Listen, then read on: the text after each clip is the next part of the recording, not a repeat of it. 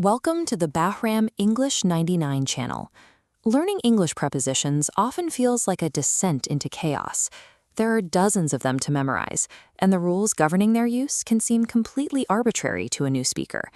However, prepositions function as logical markers of physical position. The word itself is centered on the term position, indicating exactly where an object is located in relation to its surroundings. We can visualize this system using a preposition pyramid. The light top tier represents in. We use this for our most general, large-scale locations. You live in a country, in a city, or in a neighborhood. As the scale narrows, we move to the middle tier, on. In this photograph of an American highway, you can see Route 66 painted directly on the asphalt. We use on for surfaces, streets, and roads. You drive on a highway or live on Baker Street. At the very tip of the pyramid is at. This is for your most precise coordinates. While you live on Baker Street, you reside at 32 Baker Street. Spatial language moves from the general to the specific, providing a geometric logic to how we describe our environment.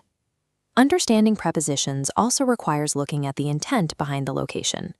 While in emphasizes physical enclosure, at focuses on the activity or purpose of the place.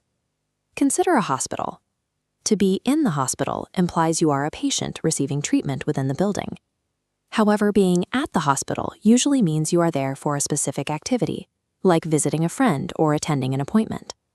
We apply this logic to transportation through a simple trick. We use on for vehicles that provide a platform large enough to walk around. In this airplane cabin, the presence of an aisle where passengers can move freely means you travel on a plane.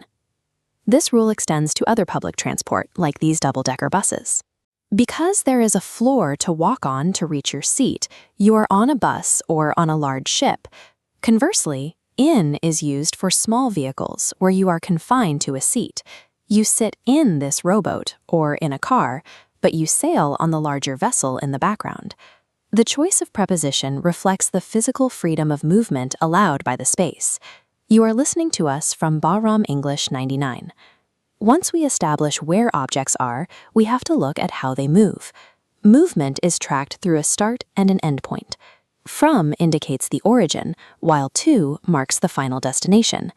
There is a distinction between destination and direction. Driving to the park makes the park your endpoint. Driving toward the park simply means you are moving in that general direction, even if your destination is further away. Physical barriers also dictate our word choices in English.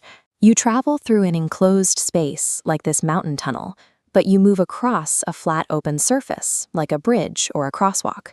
These prepositions track the trajectory of an object from its source to its goal. You are listening to us from Bahram English 99. Prepositions also describe how we overcome obstacles. We move over a barrier in an up and down motion, or we find a path under it. On a city street like this one, pedestrians move past the storefronts as they travel from one side to the other. They might walk along the sidewalk or move around a crowd in a bypass. We even distinguish the nature of the landing. You jump into a box to enter a closed space, but you jump onto a platform to land on its surface. These terms allow us to describe complex three-dimensional interactions with our surroundings. You are listening to us from Bahram English 99. These spatial rules serve as a blueprint for understanding time. The way we describe position in space mirrors how we describe points in time. Our pyramid returns for time. The wide top tier still uses in for the largest blocks, centuries, years, and months. Events happen in the 1990s or in January.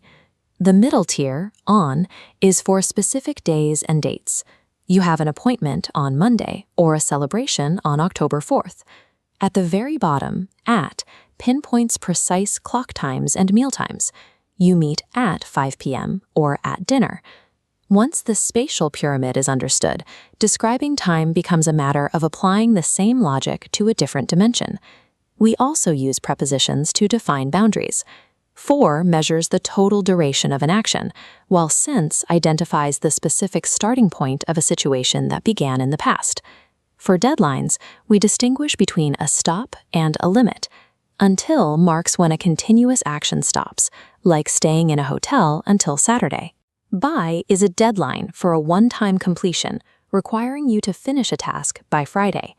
Finally, within sets a strict limit for a duration that cannot be exceeded, such as completing a test within 60 minutes.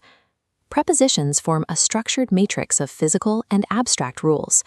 Mastering these relationships allows for a precise description of how people, objects, and time interact in the world. Thank you very much for watching the video.